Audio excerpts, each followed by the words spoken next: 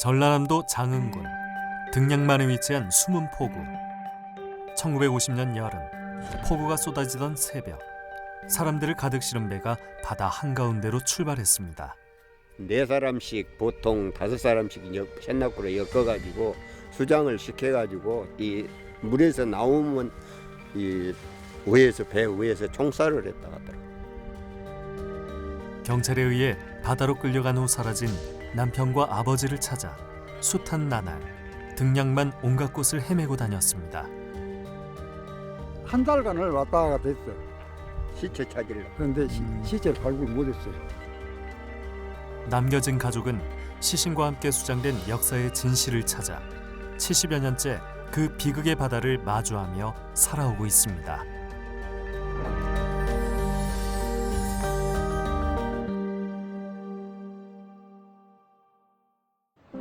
전라남도 남부에 위치한 장흥군은 보성, 고흥과 함께 등량만에 인접해 있으며 행정구역은 3개 읍과 7개 면으로 이루어져 있습니다. 서울의 정남쪽 바닷가라 하여 정남진이라 불리는 장흥은 풍부한 해산물을 제공하는 등량만과 더불어 크고 작은 하천 유역에 기름진 평야가 산재하는 풍요로운 땅입니다. 그러나 이 지역에도 여지없이 비극의 역사가 전해집니다. 한국전쟁 전후 시기 양부모님을 잃은 위북한 씨가 오랜만에 고향 어른을 찾았습니다. 101살의 위양양 어른은 이 지역에서 일어난 민간인 학살 사건의 산 증인입니다. 귀중한 인명을 말이야 그렇게 그냥 모두 다 뺏어가고, 참 옆에서 그런 일을 보고 있을 때도 참 우리 같은 사람도 참으로 눈에가 눈물이 나올 수 있을 정도의 모두 그렇게 됐다 맛이라고. 특히 참 아버님 말이야 그 돌아가신 것. 위북한 씨에게 양 부모님은 본래 막내 숙부 내외였는데 숙부가 아들 없이 돌아가시자 위북한 씨가 양아들로 들어갔습니다. 애국 청년이라고 해도 과언이 아니에요. 실지가 그렇게 모든 것도 좀 아까 넓게 알으시고 말이야 그러신 분이고, 아까 인정도 많으시고 오란다 맛이 똑같은데 그렇게 참 좋으신 분이다. 그런 평가를 들은 처지였었어. 일본 유학 후 완도 수산 시험장에 근무하던 위북한 씨의 양아버지는 1948년 남한 단독선거 반대운동으로 경찰에 쫓기다가 동네에 입산자 잡아들이기로 유명했던 의용경찰에게 잡혀 관산지서로 끌려갔습니다. 당시 관산지서는 입산자들의 공격에 대비해 대나무를 둘러 방호벽을 세워놓기도 했습니다. 뺑 돌려서 뭐 대발치고 해가지고는 해서 해놓고. 맞습니다. 울타리식으로 그렇게 해놓고. 위황양 씨에 따르면 잡혀온 입산자들에게는 지서 고문실에서 일제강점기 때 일본 순사들이 했던 것과 똑같은 고문이 자행됐다고 합니다. 위황양 씨는 관산지서 인근에서 약국을 운영하면서 고문받은 이들을 치료하거나 약을 내어주었기에 고문실에서 벌어진 일들을 상세히 알 수 있었습니다. 여기서 거꾸로 막 아까 문고 세워놓고 막 그 주인대로 고춧가루 거꾸로 막 고춧가루에서 막 하고, 한 번씩 다녀온 사람들은 죽고 있지 못 살았더라고요. 실지가 그렇게 그냥 심한 고민을 것도 당하고 있었어. 위북한 씨의 양아버지도 이곳에서 고초를 겪었습니다. 고문이 얼마나 혹독했는지 방송으로는 차마 다 전달할 수조차 없는 잔인한 내용이었습니다. 산 이렇게 숨어 있을 때 내려와서 어떤 사람한테 동냥을 하고 또한 어떤 배경으로 해서 먹고 살았느냐 하고 그런 고문을 했다는 얘기를 들었습니다. 그런 연후에 이제 잘 제대로 말도 하지 않고 그 문초에 대해서 답변을 거부하고 하니까 그 양부님에 대한 말을 대지 않는다는 식으로 해서 입을 찢고 아마 그런 혹독한 고문을 그렇게 당하는 경우인 것 같습니다. 모진 고문을 가하고서도 배우를 밝히지 못한 경찰은 지서에서 약 30m 떨어진 개울가 다리 밑으로 양아버지를 끌고 가 끝내 사살했습니다. 1948년 무더웠던 여름, 현장을 목격한 위양양 씨는 참으로 영리했던 청년의 안타까운 죽음과 그가 죽은 자리에 흥건했던 핏자국을 지금도 잊을 수가 없습니다. 이제 시신은 걷어지고 여가 참말로 피가 말이야. 피가 그렇게 있고 이게 아주 그냥 흥건하니 뒷부분에 아주 무섭다고 그 기억은 나가는 아주 눈에 생생해 지금도. 그로부터 약 2년 뒤인 1951년 2월 위북한 씨를 친아들처럼 아껴주던 양어머니마저 희생되었습니다. 양어머니는 양부를 죽게 한 의용경찰의 아내에게 억울함을 항의한 적이 있는데 수복 후 마을로 돌아온 의용경찰이 찾아와 위북한 씨가 보는 앞에서 양어머니를 죽였습니다. 이 자리에서 이제 경찰이 이래서 연행해가지고 저기서 멱살을 잡고 오다가 양쪽 뺨을 때리고 이 언덕길로 발로 밀어뜨리면서 발로 차버리니까 여기 이제 뒹굴어 떨어졌는데 떨어진 상태에서 이렇게 총격을 가했습니다. 그래서 허무하게 무참하게 그 안타까운 그 목숨을 잃어버렸습니다. 허리에 소총과 대검을 줄줄이 차고 마을을 휘젓던 강아묵의 의용경찰은 두려움의 대상이었습니다. 희대의 무법자가 휘두른 총칼에 많은 이들이 희생되었고 위북한 씨의 양어머니는 항의 한마디 했다는 이유로 보복 살해를 당한 겁니다. 그 그반 소리를 듣고 나 그걸 갔는데 갖고 이제 간단한 것만 준비해갖고는 갔는데 참말로 그때도 피가 낭자가 되었어요. 그래갖고는 그 내가 여기서 이제 뭐 탈지면이다 무엇이다 다 준비를 모두 붕대까지 지금 기억이 이제 다 그렇게 새로 나오는데 해가지고는 해서 거기서 내가 총상 말이야 그 소독으로 닭고기도 하고 소물도 하고 그 기억이 아슴프라에 다 난다고요. 양부께서 생전에 돈을 모아 마을 산자락에 마련했다는 자그마한 땅. 이곳에 양부모님을 나란히 모셨습니다. 이제 본인 아들로서 사자 그리고 점자가 이제 제 여동생이고 묘지 위로 무수한 세월이 내려앉는 동안에도 위북한 씨의 삶은 공포로 가득했습니다. 어린 나이에 목격한 참혹한 광경이 평생의 트라우마로 남았기 때문입니다.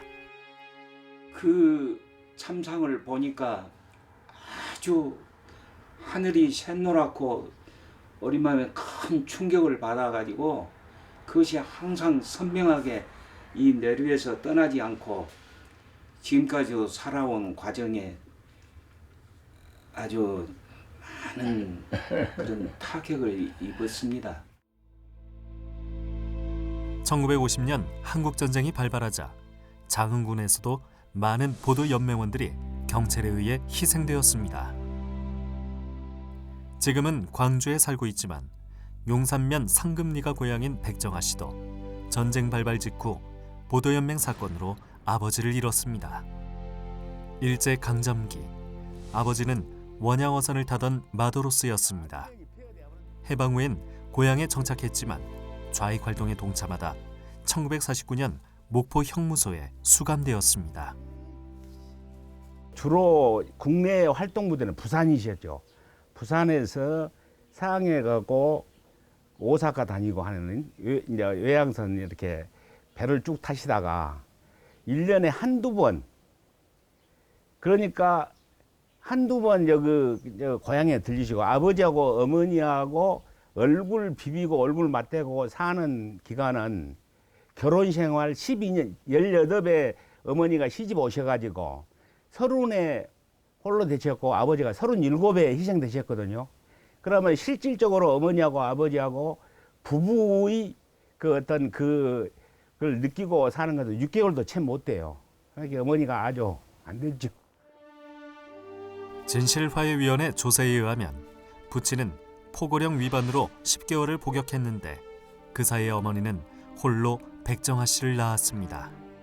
요 집이 그저 깔끔하게 좋았는데 사람이 안 살아면 그렇게 돼버렸고 이것도 전부 솔씨가 날라와가지고 왜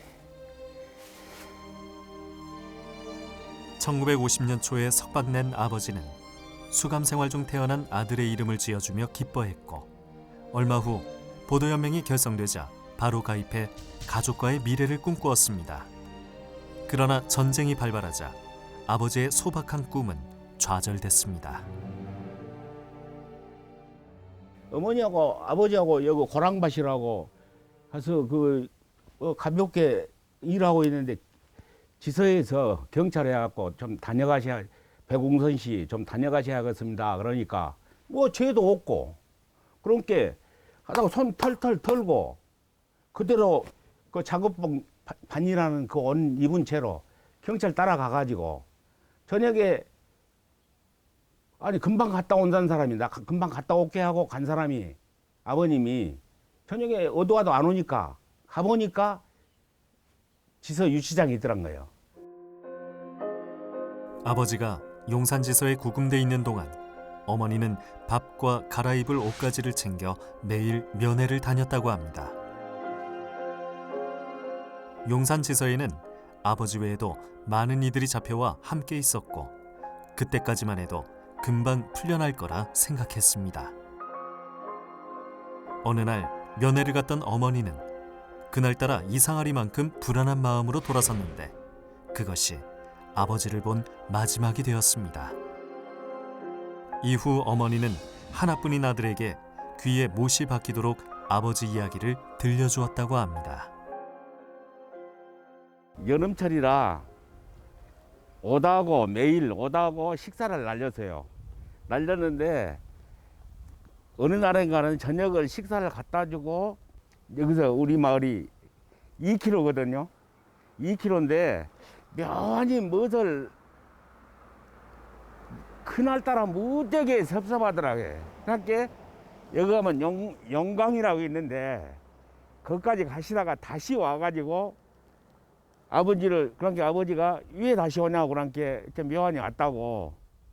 그날이 아버지하고 어머니하고 마지막 본 얼굴이에요. 그래갖고 그 다음날 장 경찰로 이제 이송해가지고 수문 앞바다에다 수장시켜본 거죠. 장흥 보도연맹은 1950년 3월 8일 천여 명의 맹원들이 참석한 가운데 결성되었습니다. 경찰은 7월 20일과 23일 사이 후퇴하기에 앞서 관내 보도연맹원들을 예비 검속해 안양면 수문리 앞바다에 수장하거나 해창 저수지 인근 야산에서 총살했습니다. 진실화해위원회는 조사를 통해 수십여 명이 희생되었을 것으로 추정했으나 안타까운 건 경찰들도 몇 명이 희생되었는지 알지 못하고 관련 기록도 전혀 남아있지 않기에 정확한 희생 규모를 알 수 없다는 사실입니다.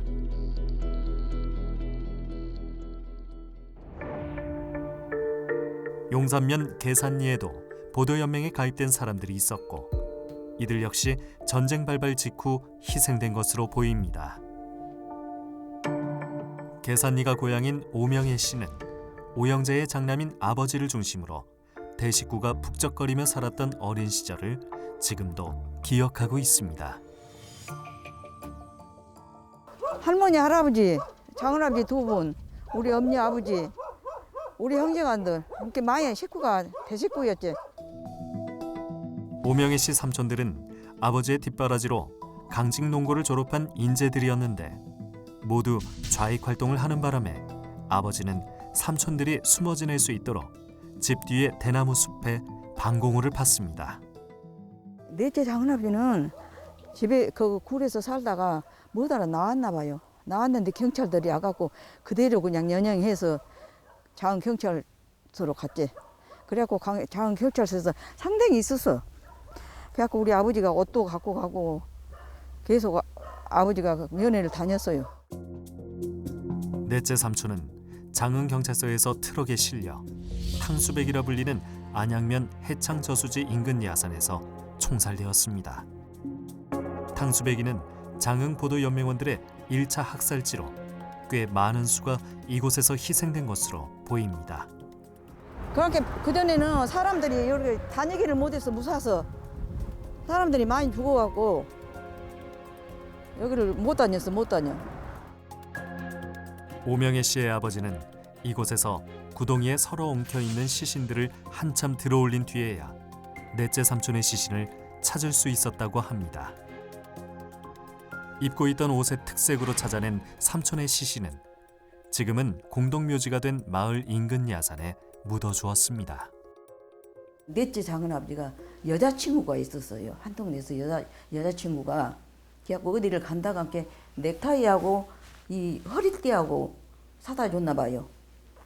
그래갖고 그거를 보고 여기서 찾았어요. 그 안에서 못 찾았을 건데 그러니까 우리 아버지가 그래요. 세상에 그것다가 그렇게 많이 사람을 죽여갖고 15시를 드러낸 게는 우리 장은아버지가 나왔다고. 한편 진실화해위원회의 여수보도연맹 사건 조사에서 막내 삼촌의 희생이 밝혀지기도 했습니다.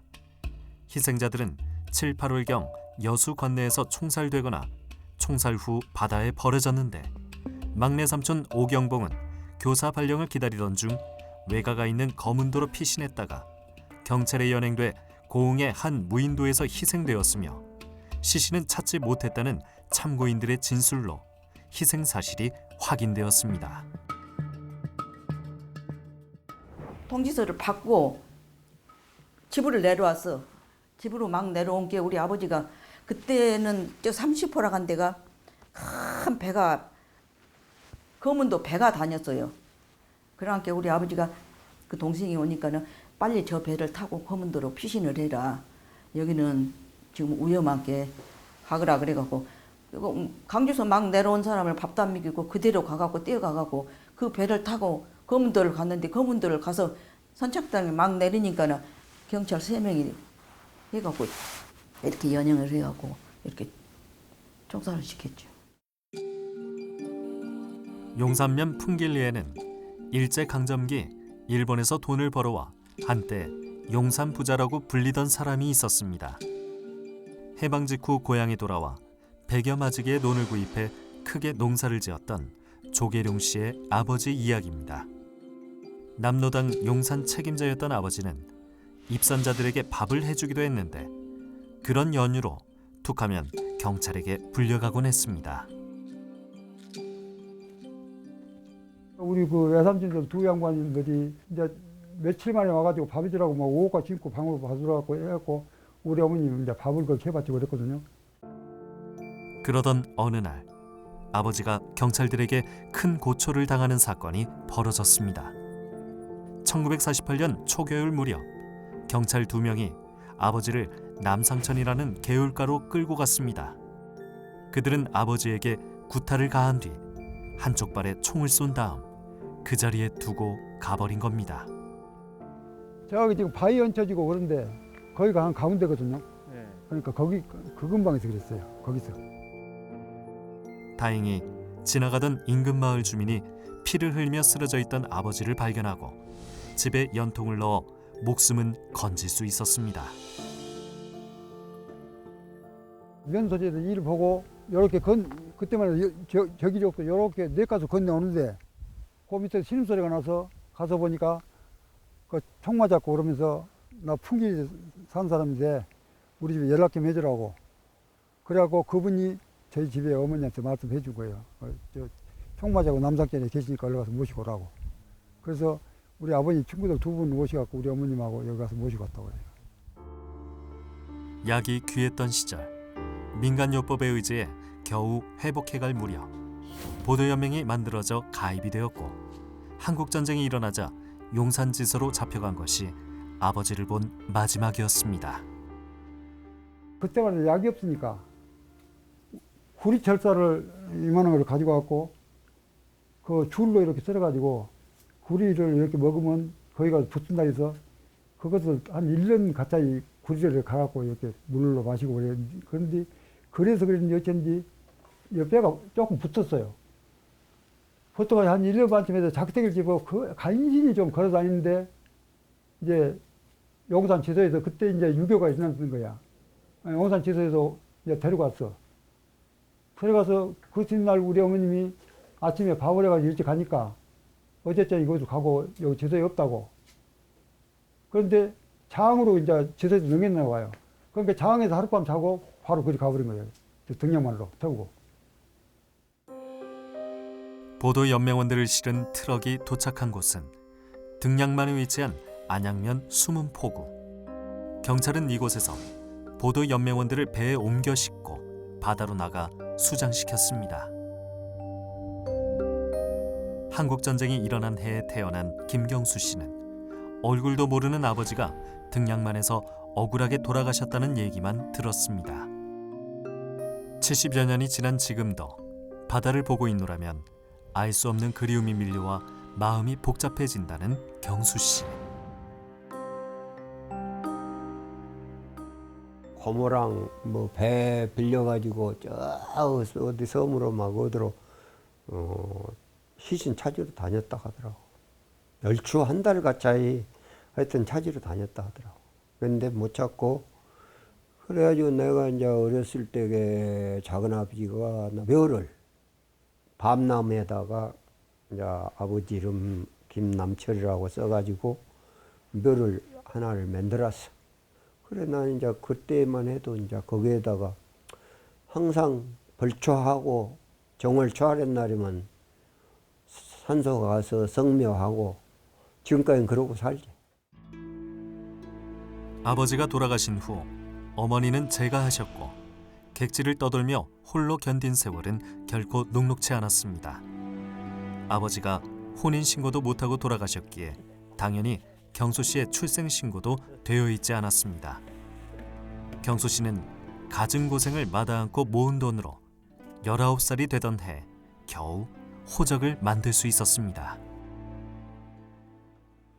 참 울기도 많이 울었고 고생도 하루에 코피가 몇 번씩 터지는 일을 노가대 가서 석산에 가서 돌을 어른들하고 똑같이 들어서 차에다 실어야 되는데 하루에 코피가 몇 번씩 터지더라고. 힘이 딸리니까. 그때 연세가 18. 예. 고향인 안양면 사촌리에서 평생을 살아온 손성명 씨. 보도 연맹원이던 숙부가 등량만에서 희생되고 온 가족이 시신을 찾아 헤매고 있을 때 북한군이 마을에 들어왔습니다. 아버지는 북한군의 권유에 인민위원회 일을 맡았는데 마을이 수복되자 경찰을 피해 도망 다녀야 했습니다. 할머니 말 들어보니까 억지로 그랬는가 정은 모르는데 할 수 없이 해갖고 인문군 못해서 뭐 일을 받는가 봐요. 부역을 했어요. 그 수복되니까 이제 피해 다니다가 친구들 집이 다니다가 할 수 없이 낮이면 친구들 집에 있다가 밤이면 도로 산 위로 올라가고 그런 생활을 몇 개월 했죠. 아버지가 산으로 피신해 있는 동안 가족들은 오후 5시만 되면 이불을 싸들고 수문지서로 향했습니다. 안양면 7개 마을을 관할하던 수문지서는 입산자들의 공격에 대비해 지서 주변에 겹겹이 방호벽을 쌓는 것도 모자라 입산자의 가족들을 밤새도록 지서에 억류시켰습니다. 가족이 있는 걸 알면 입산자들이 공격하지 않을 테니 인질로 잡아둔 겁니다. 해 떨어지기 전에 숨은 지서에 이불이랑 갖고 가서 거기서 지서 안에서 새우잠을 자고 날 새면 또 와서 이제 집에 가 있고 아버지가 돌아가시기 전까지는 이제 그러고 다녔죠. 경찰은 입산자의 가족 중 젊은 청년들을 모아 일명 자수귀환대를 결성했는데 골치산으로 숨어든 입산자들을 찾아 나섰던 이들이 모두 행방불명되었다가 시신으로 발견되기도 했습니다. 결국 경찰은 특공대를 꾸려 입산자들의 은신처를 포위했고 1951년 3월 손성명 씨의 아버지를 포함한 입산자들은 특공대에 의해 모두 사살되었습니다. 밤에 이제 산에를 가가지고 야산이니까 말 들어보면 둘러싸가지고 몇인가를 모르는데 사살을 해버렸어요. 그 바람에 사촌 젊은 사람들도 3사람이 가갖고 사살돼서 3사람도 죽었습니다. 가족들은 시신을 찾아가라는 경찰의 연락을 받고 희생지를 찾아가 시신을 수습했습니다. 당시 12살이었던 손성명 씨는 아버지의 처참했던 모습을 평생 잊지 못하고 있습니다. 제가 이제 어머님하고 같이 손을 잡고 거기를 갔어요. 거기를 가서 보니까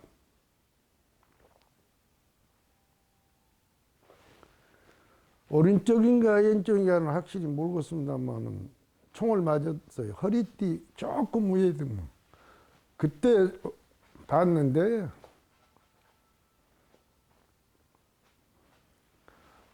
지금도 제 문에가 딱 사진이 100개 갖고 있어요. 양발 한 짝을 벗어갖고 직사를 안 하시는가. 그 총구멍을 막았대요. 막은 그 양발이 보여요. 그래갖고 그때 거기서 그때는 아이고 죄송합니다.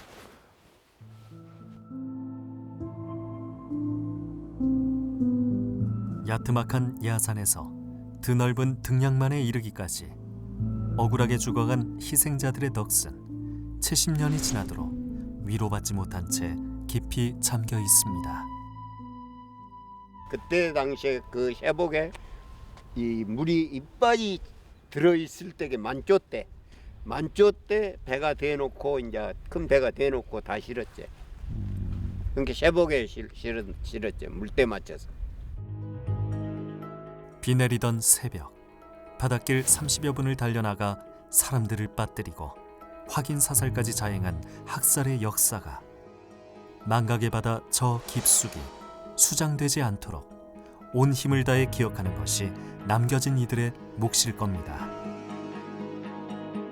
역사의 진실을 규명하고 후대에 전하기 위해 장흥 유족들은 매일 등량만을 바라보며 시신조차 찾지 못했던 가슴 아픈 기억들을 끊임없이 소환하고 있습니다.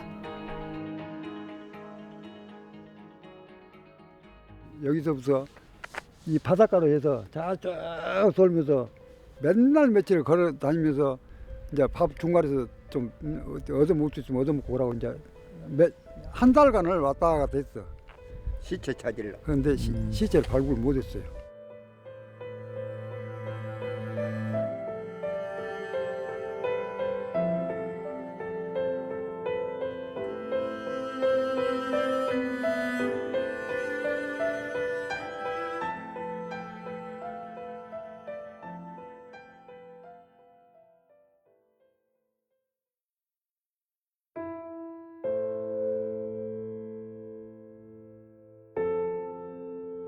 향중이 새우다 이렇게 나오잖아요.